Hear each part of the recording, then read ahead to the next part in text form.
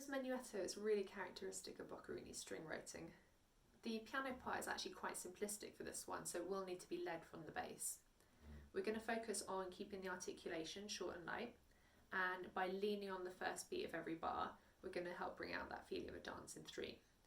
To further achieve this, we're going to make sure that every entry is on an up bow, and it might be useful to talk to pupils at this point about the relative merits of up bows versus down bows and why we might choose one over the other at different times.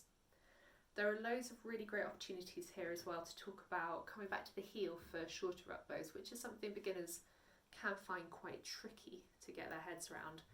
So to practice this, we're going to look at bar 13, and we're going to take out the bottom octave to practice it and loop it so that we're just looking at the rhythm, articulation and bow distribution like this. Back to the heel.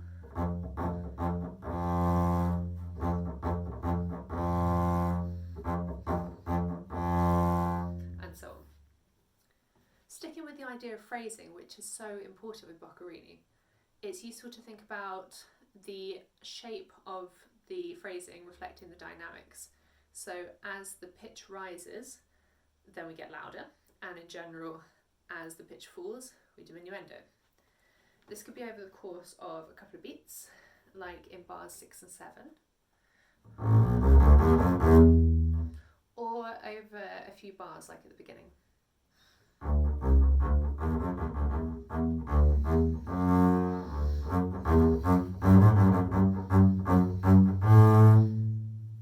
For me, that's what's going to make this a really standout performance.